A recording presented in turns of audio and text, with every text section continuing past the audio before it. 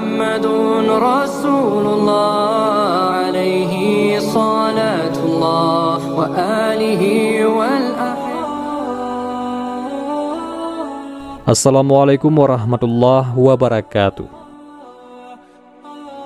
Beliau adalah laki-laki yang hebat, memiliki nama besar dalam sejarah dunia, namun capaiannya tidak banyak dikisahkan. Tidak seperti Abu Bakar dan Umar bin Al-Khattab radhiyallahu anhum. Bukan berarti capaiannya kalah mentereng dari kedua pendahulunya. Beliau juga pahlawan dalam arti sebenarnya. Beliau adalah Utsman bin Affan radhiyallahu an.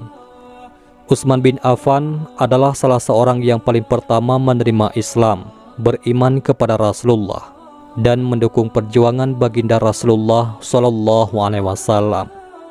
Disebutkan bahwasanya Utsman bin Affan adalah laki-laki keempat yang menerima dakwah Islam. Utsman radhiyallahu an lahir dari kabilah Umayyah, kabilah kaya dan terkemuka dari suku Quraisy. Beliau memiliki status sosial dan ekonomi yang tinggi, namun beliau seorang laki-laki sederhana dan rendah hati. Ketika ayahnya meninggal, sang ayah meninggalkan warisan besar untuk Utsman radhiyallahu an. Beliau diwariskan bisnis keluarga. Bisnisnya terus berkembang hingga beliau menjadi salah seorang terkaya di Makkah.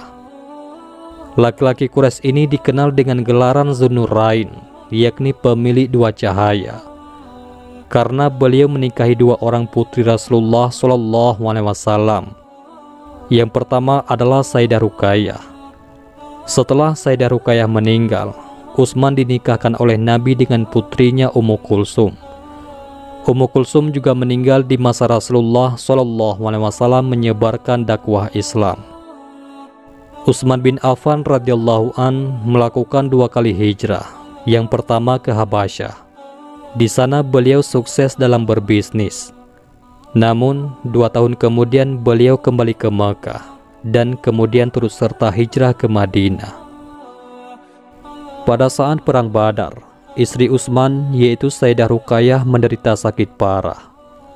Utsman tinggal di Madinah untuk menemani istrinya yang sakit. Karena itulah ia tidak turut serta dalam perang Badar.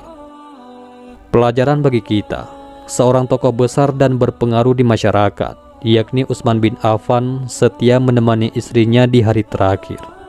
Ia adalah seorang laki-laki baik yang penuh kasih dan manusia penyayang. Sesampainya kabar kemenangan kaum muslimin di Badar, saat itu pula Sayyidah Ruqayyah telah meninggal dan telah dimakamkan. Utsman bin Affan radhiyallahu an terkenal dengan sifat malu dan kemurahan hati yang tak berujung. Diriwayatkan bahwa Nabi Muhammad SAW berbaring di rumahnya, sementara bagian dari kaki Nabi terlihat. Abu Bakar meminta izin untuk masuk, Nabi SAW mengizinkannya dan berbicara dengannya.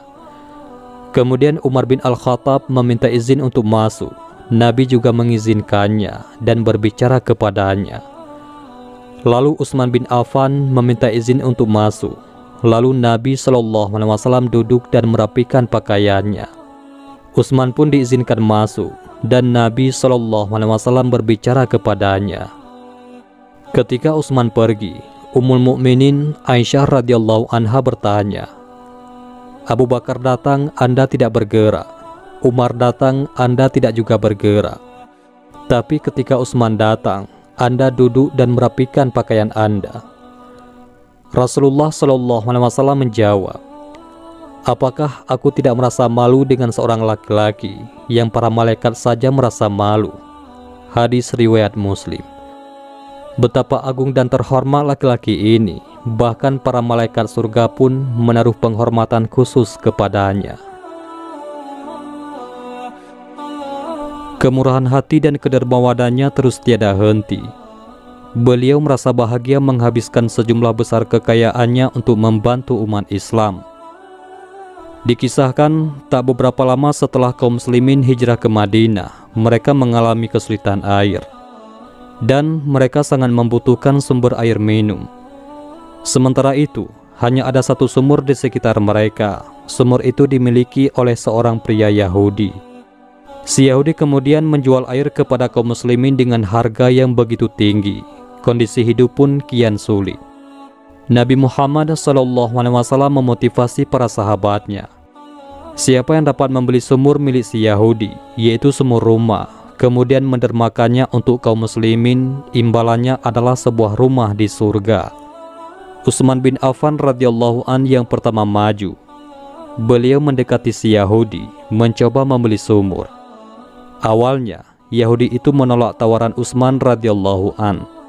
Kemudian Utsman radhiyallahu an menawarkan membeli setengahnya, yakni satu hari menjadi milik Utsman radhiyallahu an dan hari berikutnya menjadi milik si Yahudi.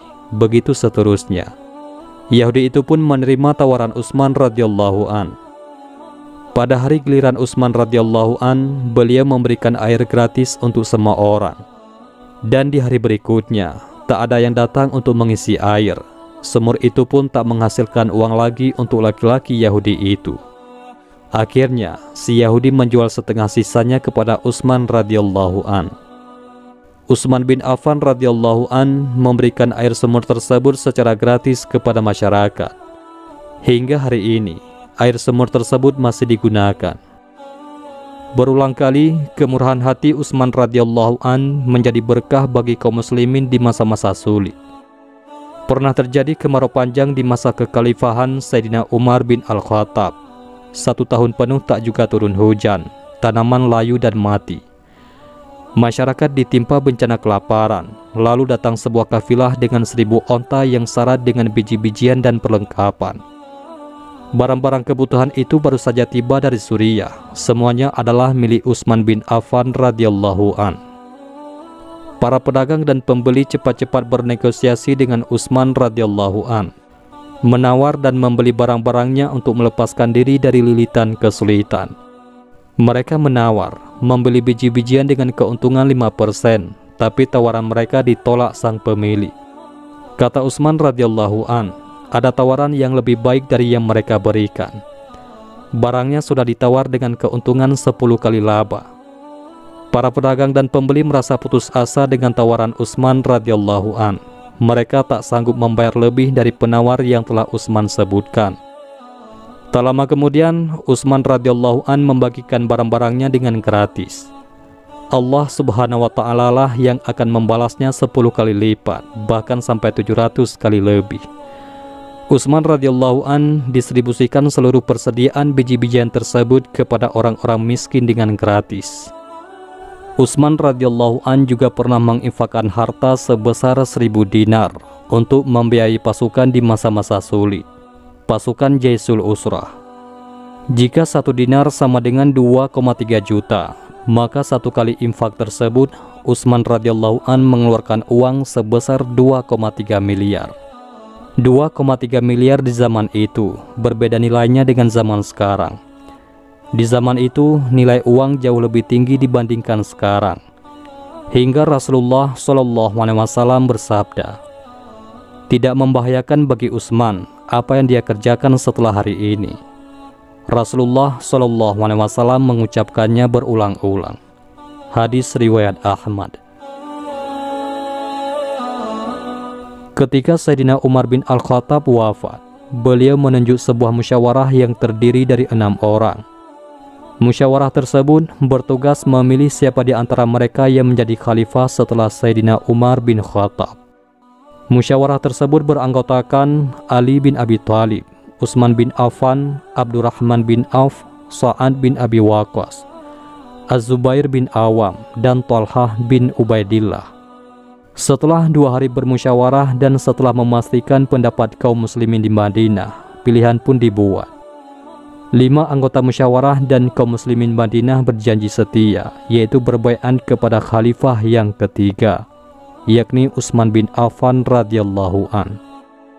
Capaian Utsman bin Affan dalam masa pemerintahannya tentu tidak bisa diringkas dalam beberapa paragraf saja. Tapi setidaknya kita tahu sebagian dari jasa besarnya. Di masanya, Islam tersebar ke barat hingga wilayah Maroko, ke timur hingga ke Afghanistan, dan ke utara hingga sampai Armenia dan Azerbaijan. Beliau menerapkan kebijakan yang lebih longgar, tidak seketat di zaman pendahulunya, yaitu zaman Sayyidina Umar bin Al-Khattab. Selama paruh pertama pemerintahannya, dunia Islam menikmati perdamaian internal, ketenangan, dan kemakmuran ekonomi. Kontribusi paling menonjol di masa kekhalifahan Utsman radhiyallahu an adalah penyeragaman bacaan Al-Quran. Karena populasi muslim tersebar di wilayah yang luas, banyak orang dari budaya lain di negeri nan jauh yang masuk Islam. Kebutuhan untuk menyeragamkan bacaan Al-Quran pun harus ditegakkan. Adapun prestasi besar lainnya adalah Utsman radhiyallahu an membuat angkatan laut muslim pertama. Ekspedisi militer muslim di laut berlayar untuk pertama kalinya di bawah kekhalifahan Utsman bin Affan radhiyallahu an.